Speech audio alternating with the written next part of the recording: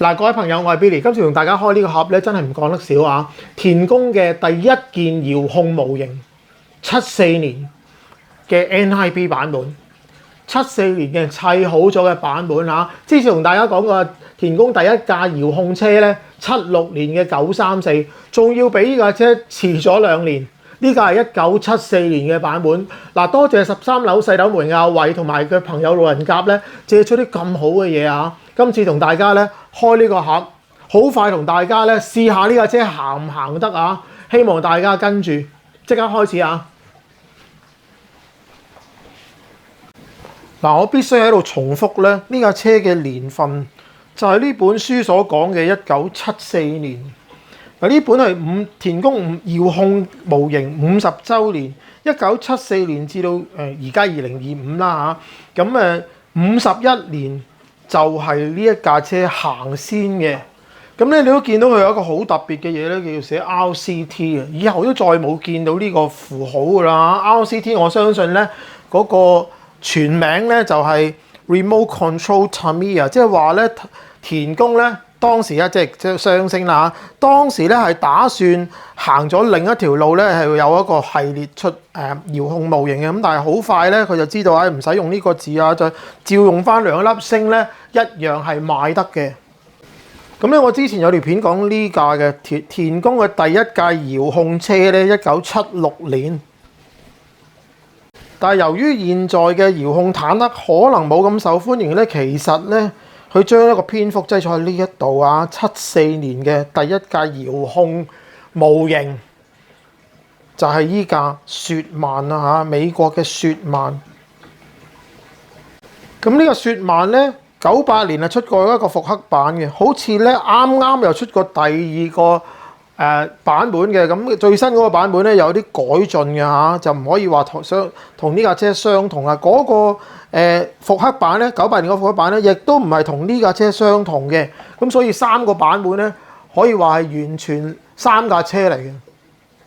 嗱，我哋多角度咁睇下呢個盒先啊。打開之前，你睇下佢嗰陣時咧 ，RCT 咧諗住咧係會成為另一條生產線嘅，我相信。而當時咧係用2個360摩打咧去推動成架坦克車嘅。咁陣間會講個結構啊。咁啊架車會係咁嘅，咁你睇下嗰嚿電咧14咧，呢嚿電咧就係當時嘅一個好大嚿嘅電嚟嘅，就唔係我哋而家咁細嚿嘅電。好，睇下第二邊先啊。呢個角度咧睇到冇乜其他特別嘅資料，唯獨是個價錢。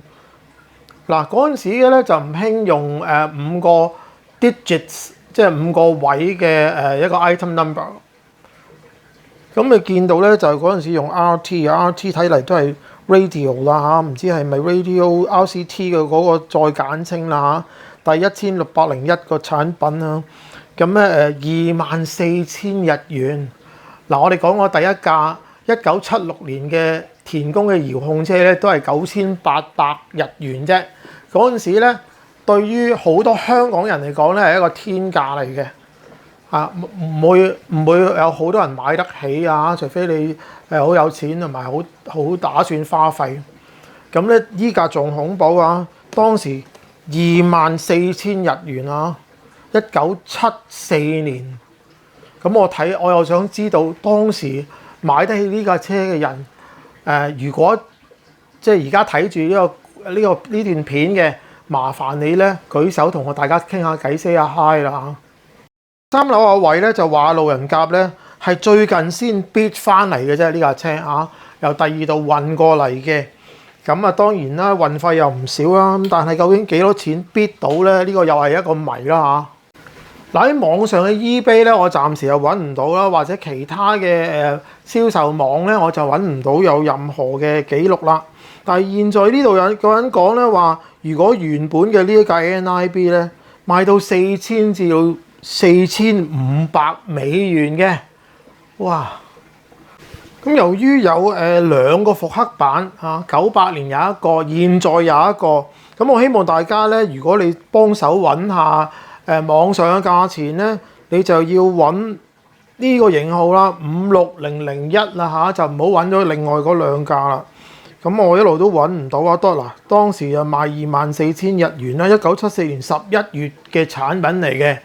咁如果你幫手揾下嘅話咧，就快啲喺呢度咧就報下價，等我知道下究竟我而家手頭上呢架咧究竟係幾多錢啊嚇！咁咧我打算打開佢嘅，我打開過一次啊。咁但係仔細睇咧，我未睇過。同大家一齊慢慢分享下。好，由於佢係一件古董咧嚇，其他之前嘅人咧應該一早有好多保護物料啊，擠開佢先。好多發泡膠啦，同埋一啲有氣泡嘅膠紙啦。咁咧，而呢個說明書咧都曾經都用一個文件夾裝住啦，咁大家而家見到咧就有貼紙啦，係佢擠得都好好嘅。咁嗰啲盒咧，你睇下啲角落頭仲未崩嘅，呢個就爭少少。咁但係呢件貨物咧嚇，大家啱啱所講嘅，如果係76年咧，74年咧，51年啊，咁啊呢度觀眾咧係分分鐘細過呢件貨物好多嘅。好，我打算攞咗呢啲盒出嚟先。哎呀，哇！原來佢棘住喺裡面嘅。OK。咁咧呢嚿咧，哇咩嚟咧？攞唔到出嚟字。咁啊，逐樣同大家睇一睇啊嚇。好嗱，而家你見到咧，有啲唔同嘅星嘅形狀嘅水貼嚟嘅。咁原本嗰隻模型嘅顏色咧，而家我即係希望白平衡咧，大家就未必睇得咁清楚啊！而家真係唔好意思啊，但係我話俾你聽啊，介乎深啡色至到深綠色中間，即係可以話係深色嘅 khaki 啊嚇。咁呢啲有啲車轆嘅部分，仲有啲機關槍嚇。咁呢支機關槍咧係要好容易整斷嘅，大家小心啦嚇。車殼上面嘅部件多。好，當時有冇 ABS 膠咧？嗱，呢包係似 ABS 膠，你睇下嗰種有柔軟性嘅。咁因為呢一包咧，就應該係個車裡面嘅一啲遙控部件嚟嘅。咁可以話係第一批嘅田宮嘅遙控部件啦。咁呢個係一個咩嘢嚟咧？呢個就係一個調校速度，即係兩個摩打嘅 clutch 嚟嘅。兩個摩打嘅極力子嚟嘅，咁用呢個嘢調校咧，就將啲力量輸送俾兩邊嘅履帶。咁如果校去一邊嘅話咧，就可能得一邊履帶喐，一邊履帶完全唔喐啊！咁就係去校幾多咧，就決定咗有幾多力量去每一邊嘅履帶啦嚇。如果喺中間嘅話咧，就兩邊都一齊喐，即係架車就走得直。嗱，我開咗咁耐嘅遙控模型，我都係第一次見到呢個電盒。哎呀，我唔應該講俾你哋聽，等你估下嚇。呢個係電盒嚟嘅。好啦，點解呢個係電盒咧？係咩電咧嚇？我估計咧係咪大電咧嚇？有機會咁嗰個 diameter 咁大嘅，有機會係大電定係中電咧嚇？呢個唔係肯定。咁我想佢應該係咁樣吸住嘅。咁跟住咧就用橡筋咧撳住兩邊嘅，咁佢有兩啲橡筋位咁箍住嘅，咁樣撳住兩邊，成為一個總電主要嘅推動架車嘅電源啊！咁咧我睇過遙控車真係無數啊，玩過亦都好多，但係你話今日嘅經歷咧，我可以話咧係從來都未見過、未試過啊！咁你哋喺觀眾咧有呢個咁嘅眼福，都係一個好珍貴嘅事啦。我唔係為任何人做任何嘢，我只係為自己咧做一啲記錄。咁同一時間咧可以分享啊，何樂而不為？咁呢度都見到咧好多車轆嘅，即係呢架坦克車嘅車轆嘅部件嘅。咁咧我相信咧嗱，嗰陣時我砌過嗰陣時嘅坦克車啦嚇，唔係咁早嘅嚇。咁但係呢個咧就係硬啲嘅膠嚟嘅。咁出面有啲軟啲膠，我哋吸住入去嘅。撳住條軸嘅，等個轆咧就唔會甩出嚟嘅。咁呢啲係一啲軟啲嘅膠嚟嘅，即係片頭呢一浸咁細及呢個 D 部件咧嚇，就係一個軟啲嘅膠套嚟嘅，撳實啲轆，等佢唔好甩。咁我相信咧玩下都偶然會甩，咁你就吸翻落去，類似咁樣啦，都係一樣顏色嘅。嗱，睇下個外殼啦嚇。呢架雪曼咧，點解咁出名咧？唔係佢好打得，應該話咧係二次大戰之中咧最多用嘅一架美軍，即係話 Allies， 即係呢個盟軍嘅坦克車啊。咁亦都咧去咗不同人嘅手上，甚至乎德軍都有啲俘虜車咁，所以話呢架車係最多人用過嘅一架戰役坦克車。咁好似話咧。德國投降嘅時候咧嚇，美國都係用呢架車咧去解放喺德國裡面嘅人民啦，或者法國嘅人啦。呢個就唔係好肯定啦。咁你睇下咧，有啲片咧就係講嘅。咁但係你話呢架車係咪真係好打得咧？應該就係一般啦嚇。咁但係佢有好多年嘅服役嘅歷史。好嗱，呢個膠件咧，我相信都比較奇怪嘅一嚿啊！即係你話要啤出一個咁嘅膠件嘅話，現在嘅模型應該唔會咁做。咁但係咧，呢個模型咧係必須咁樣做啦。我希望真係錫住咁做啦，應該係咁樣嘅。咁所以咧，你拎呢個坦克車咧，我都覺得好舒服嘅。咁啱咁得咁巧咧，呢個坦克車嘅形狀咧，車頭係咁圓嘅咧，咁於是乎咁托高嘅車咧都容易嘅。就係個車頭嚟嘅。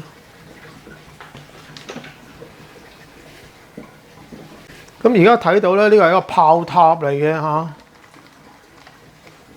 扁頭咧同嗰個頭先嗰個外殼一樣咧，係有啲瓦，特登整到啲瓦色。咁啊，就算你啲油噴得靚落去咧，咁都望落去都似一架軍用嘅模型啊嚇，或者軍車啊嚇。咁我都相信曾經嗰陣時嘅美軍坦克咧，個面頭都係好粗糙同埋唔光亮嘅，因為咧想盡可能唔想俾敵人見到啊，冇理由咁中意立令或者閃閃令咁俾敵人見到啊。咁啊嗰陣時嘅模型咧係要輕感嘅。嗱，雖然係有嘢保護，但係可以拖佢出嚟，話呢個一定要睇下。因為咧呢個推動轆嚟嘅，推動轆咧裡面咧係有六角形嘅，咁裡面個銅嘅六角形嘅轆咧就可以令到條軸咧唔會打滑。咁咧另外咧全部係金屬嚟嘅。喺呢邊嘅呢一紮咧應該咧就係頭先鑲住嗰啲膠轆嘅嗰啲避震嘅金屬支撐啦嚇，咁啲轆就擠咗去呢啲避震金屬支撐度啦，令到架車咧係有避震嘅。咁呢兩個咧應該就係上面嗰啲轆嘅支撐掛，呢個唔肯定。咁咧亦都有啲避震嘅部件嘅嚇，呢個 suspension arm brackets，我嚟冚住某啲位嘅。嗱，呢度講到明係 suspension arm， 就有避震臂啊。咁我哋講到嘅車嘅時候咧，砌好嘅車嗰個咧，我會俾大家慢慢睇清楚究竟呢一紮嘢點樣運作。嗱，你唔好話架坦克車砌出嚟咧係好容易爛，因為咁樣擠咧，其實咧都好容易爛嘅。咁所以咧，你睇下田工咧係喺個車架裡面整兩個啱啱闊窄嘅盒咧，去裝住一啲零件嘅。咁當時諗咗幾耐咧嚇？咁2400日元，24000日元係咪值得咧嚇？大家就即係儘管留言啊嚇。嗱，我可以喺呢度攞出呢個車架咧，都係難得嘅。呢個就係車底兜啦，可以話係。咁係咩金屬咧？而家感覺上咧，都好似係嗰陣時嗰啲鋁合金嚟嘅。佢嗰陣時咁嘅金屬咧，佢叫 Duralumin 啩。咁佢仲黏咗好多鐵線喺度。咁其中一條咧應該係天線嚟嘅。咁另外嗰兩條咧應該就係一啲推杆嚟。有一條推杆咧就係推喐嗰個離合器嘅。另一個推杆咧就應該咧係推喐個機變嘅嚇。如果我冇記錯嘅話，咁啊究竟有冇機變咧？呢個都唔好肯定。定係一個開關掣咧？好似係開關掣，嗰陣時係冇機變嘅，即係唔好話無段變速啦，或者電變啦。嗰陣時係冇機變添，咁啊淨係得一個開關掣去識着呢兩個摩打，甚至乎係調轉佢嘅方向啊。咁另外一個servo 咧就係即係左右咁撳住呢兩個離合器，令到啲能源傳唔傳去，決定啲能源傳唔傳去兩邊嘅履帶啊嚇。咁咧而家我睇到咧，現在嘅即係呢兩個360摩打咧，推動嘅係齒咧就係銅嘅。咁呢個咁幼嘅齒係金屬嘅嚇。咁呢種金屬咧，我覺得咧係一啲鎂合金嘅機會最大嚇，因為佢唔係令嘅，佢係啞色嘅，但係唔係鋁嚟嘅。嗰陣時曾經有啲人咧就用鎂合金咧去做一啲部件，因為我擰落去咧係好輕嘅。咁但係鎂咧就比較脆啦，咁又唔容易咬攣咧，有佢嘅好處啊。照計係鎂合金嘅。咁跟住後面呢一紮咧。嗰啲齒輪咧，似乎咧好似膠咁，但係其實唔係膠嚟，都係鎂合金嚟。呢就灰色嘅呢個角度見到嚇嘅齒輪咧，唔係膠嚟嘅，係鎂合金嚟。跟住有啲銅嘅齒啦嚇，咁咧就拉喐兩邊嘅推動嘅齒輪嘅車轆。咁呢兩個離合器咧嘅顏色咧都有唔同嘅版本喎。呢個係黑色嘅，我見過係白色嘅。咁我希望咧就即係啲人指正下究竟邊個早啲，邊個遲啲啦。呢個真係唔肯定啦。但係我哋喺相片見得多嘅咧就係黑色呢個版本嘅嚇。呢個離合器咧好似後來嘅田嗰個坦克車都偶然有啲使用呢個嘢嘅。咁我記得咧有一架炮型咧。即係早期嘅，好似7-8年咁嘅炮型咧，就係用一個咁嘅離合器，但係佢唔係用兩個380摩打嘅推動啊，佢係用一個540摩打嘅推動。咁希望有人指正下啦嚇。我相信喺度逐盒同大家睇下啲零件咧，都應該係有趣味嘅嚇。哇！呢啲乜嘢嘢嚟嘅咧？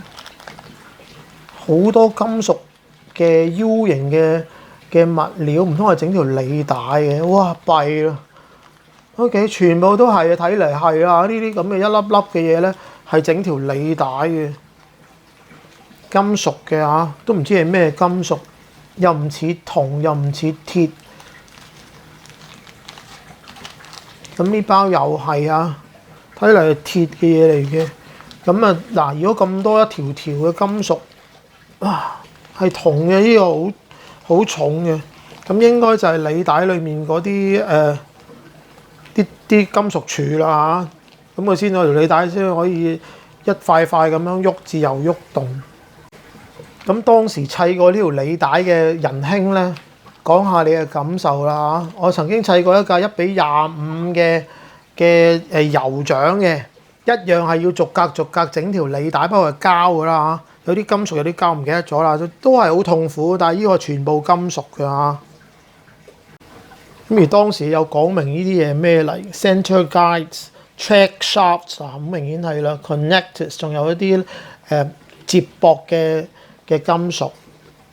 好啦，呢度亦都見到咧 track A 同埋 track B， 咁咧你要分方向，一定咧係條履帶接觸地面嘅嗰啲部分，但係又全部金屬嚟。OK。咁砌呢個履帶嘅方向咧都要砌得啱。咁我都唔記得人字向邊邊啦嚇。咁但係你就要留意呢兩包咧係唔同嘅部件嚟嘅。咁呢包咧佢寫到明係 A， 呢一包個 B 字咧就唔係好清楚啦嚇。咁但係呢兩包嘢咧，我諗都砌到你幾日㗎啦，分分鐘。即係如果細個玩過穿珠仔或者穿皮帶嘅，咁你可能咧對呢樣嘢咧特別有呢個 talent 都唔奇啊！盒咧有兩個窿嘅，係要插翻嗰個車殼蓋嗰兩邊嘅擋插翻入去裡面，但係裡面應該唔係吉嘅，裡面應該有嘢，果然係有嘢。裡面就有膠圈啦，因為咧嗰啲車轆嘅表面咧接觸嗰條金屬履帶咧就需要啲膠圈，咁啊應該磨損嘅機會啊，即係減低磨損啦嚇。全部係膠圈嚟。原來嗰陣時咧74年都有呢一件工具㗎啦，唔好諗住3個六角形咧就係後期。原來都有3個六角形係前期嘅74年嘅。好，有啲螺絲，嗰陣時仲興 RCT， 咁好快唔見咗 RCT 呢3個字啦嚇，變翻做 Tamiya 啦，又係螺絲。咁呢個系列嘅坦克車咧，斷咗幾年先再出過嗰架炮型嘅。OK， 另一個盒咧裝啲乜咧，我都未睇過啊，睇下咩嚟先。有一紮咩嚟嘅咧？全部係膠料嚟，睇嚟咧就係愛嚟完成嗰個履帶嘅一啲部分嚟啦。咁一塊有幾十粒，總共咧有成8塊、10塊、8塊都有啦喎，咁樣砌到傻咗。呢度有2塊金屬咧，應該就係車頭履帶，車頭履帶嗰個金屬擋嚟嘅，叫做有少少 armor， 叫做咧有少少防衛。咁呢包橡筋咧就已經全部變晒黑色，同埋冇彈力啦。睇嚟咁就有啲電線。有工具送嘅，有螺絲批嘅，咁啊仲有個9瓦電用嚟做接駁嘅嗰啲connector， 咁當然唔係9瓦啦，呢個唔知幾多瓦啦，可能真係6瓦嘅啫嚇。咁呢一紮咧，我淨係認得呢一啲，呢個咧應該就係嗰個扮油壓筒嘅金屬通啦。大嗰啲咧都係扮油壓筒啊，即係避震嗰啲金屬通嚟嘅。咁裡面係咪真係有油壓咧？應該咧就係一啲 friction damper 嚟嘅。咁有彈弓嚇。咁呢扎嘢咧就係 suspension 嗰啲 damper 嘅物件啊嘅零件嚟。仲有啲好大好重嘅金屬零件，一共有6嚿。咁我估計咧就係每一嚿咧承托2個轆嘅。可以話咧就係車擔啊嚇，咁但係咧即係坦克車同真車即係遙控車有好大分別嘅。咁6嚿咧就啱啱6個支撐住成架車架嘅位置啦嚇。咁而家睇下呢本說明書啦嚇，我係從來未睇過嘅。嗰陣時我得幾歲嘅啫嚇，即係都更加冇可能買到呢啲嘢啦嚇。2萬幾日元。都唔知係咩價錢啦，對於我嚟講嚇，咁就哇咁你如果覺得邊樣嘢特別得意嘅話咧，咁你自己去 pause 自己睇下啦。咁呢度有4版都係講呢架車嘅安全事項嘅，唔止5、6。去到第7版先真正砌呢架車。嗱，你望下啦，要整好條履帶咧，係需要用錘仔揼嘅。咁咧，頭先啲膠料原來收埋喺嗰啲金屬裡面嘅。如果唔係嗰粒金屬咧，就會凹噶啦。哦，咁樣用嘅。咁所以咧，大家即係如果砌過呢條履帶，究竟嘥咗你幾個鐘頭咧？記得話俾我哋聽啦。跟住整個電盒，好得意啊！呢個電盒就係頭先我所講嘅電盒啦。咁好彩嗰個摩打座咧，又全部整好俾你啦。如果唔係，又好大件事啦。呢度教你入呢個加呢個潤滑油。好啦，應該有一個咁嘅機構整好咗咧，就係嗰個離合器嘅。頭先嗰兩個黑色嗰兩嚿嘢啦，再加埋一嚿頭先個控制器。你睇呢個控制器好簡單嘅，咁但係如果你唔明白嘅話咧，只要望下佢又兩邊有兩個掣，愛嚟撳實嗰個離合器。同一時間佢又叫你哋整呢個避震。OK， 呢個避震機構裏面有兩個彈弓仔。咁呢個咧都係一個即係油桶嚟嘅啫嚇，咁唔係真係油壓嘅。咁係可以加啲結啲嘅油落去咧，令到佢嗰個動作慢少少。好啦，嗱，頭先所講嘅點樣控制架車嘅速度咧，係冇得控制嘅，只係行同埋停嘅啫。咁就係靠兩個開關掣。咁我相信呢兩開關掣咧，可以令到佢向前向後嘅。咁如果你大380、360摩打咧，就唔係真係好厲害嘅，對於個咁重嘅車。咁所以咧，應該都有時間即係控制得好嘅。好啦，呢度已經整緊個車架啦，頭先嗰個嗰個支撐部分啦，跟住一路整遙控，就一路要整外殼咁滯啦嚇。咁我唔知大家砌過坦克車未？我之前砌過德國嗰架4號戰車咧，都砌到頭都大嘅嚇，一路砌一路諗要上顏色嘅嚇，又要睇下喐唔喐到嘅，好鬼複雜嚇。咁而家呢度砌埋履帶啊，佢變咗條履帶就好似好容易咁啊，但係呢條履帶唔知揼幾多日揼到出嚟啦嚇。跟住咧就係又係整翻外殼炮塔。咁而家呢個炮塔咧就唔可以機動去旋轉嘅，一定係手動旋轉同埋上下啦嚇。咁所以咧個好處咧就係你只係需要一個兩個 servo 嘅遙控器嘅啫，即係 two channel 嘅遙控器咧就可以控制到呢架坦克車啦。有啲地方幫你慳咗少少錢嘅嚇，因為嗰陣時買多過兩 channel 嘅遙控器咧係貴好多。咁而遙控器都唔平嘅嚇，咁但係依架就係一個 two channel 嘅坦克車。咁現今如果要整架坦克車，通常都起碼4 channel 嘅即係發射器先至可以控制到一個坦克車啊。咁就有少少唔同啦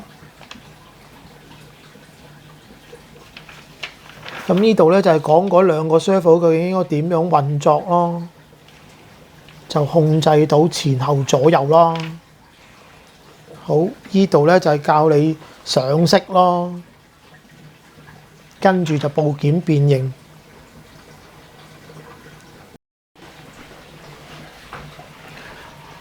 嗱，多謝13樓細佬門阿偉同埋佢嘅朋友路人甲啦嚇。今次就講到呢一度咧，開咗呢個盒啦。下一次咧會同大家試下呢架車，又講下呢架車嘅來頭，點解會揾到呢架車咧？